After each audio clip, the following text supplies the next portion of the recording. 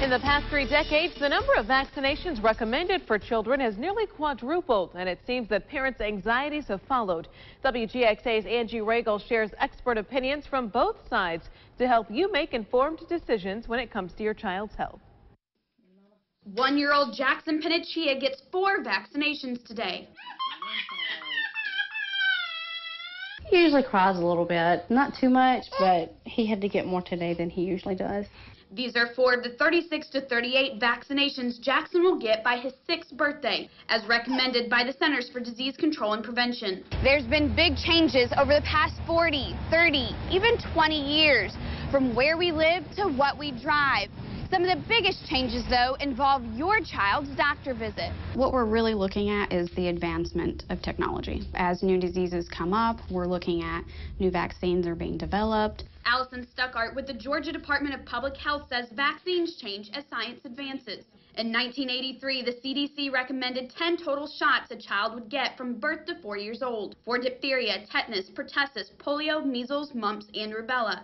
In the past 32 years, the number of shots has nearly quadrupled. In 2015, there are 36 to 38 recommended shots before a child's 6th birthday. The 9 additional vaccines include the flu, chickenpox, hepatitis A, and hepatitis B. It is not a disease that American infants or children catch.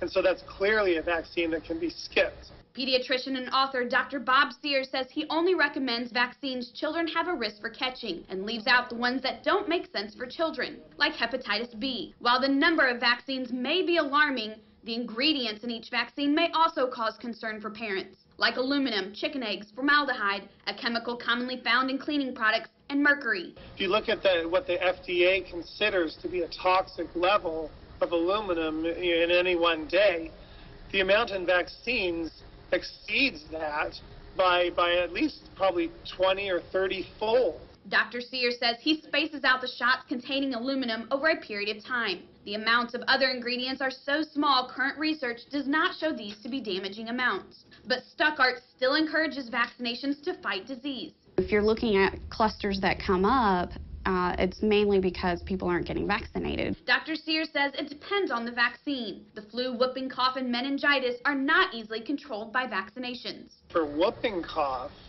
the CDC has stated very clearly that the outbreaks are not due to unvaccinated children.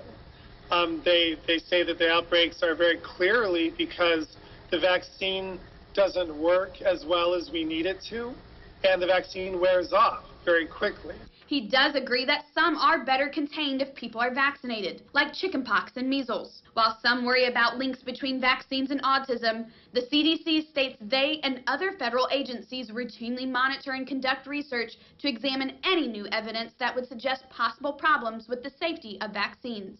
Dr. Sears says the problem with the research is they only compare vaccinated children to other vaccinated children. There's no research done comparing unvaccinated children. So how would they even know if a problem shows up? Stuckart encourages parents to learn about the vaccines. We're certainly not going to encourage people to get vaccinated if they don't need it.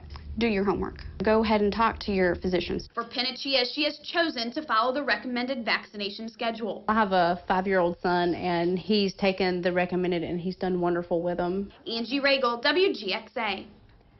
Experts recommend you know your child's risk factor both for getting the disease and effects from the vaccinating. You must also be aware of the vaccinations required by your child's school district before your child is allowed to attend the school.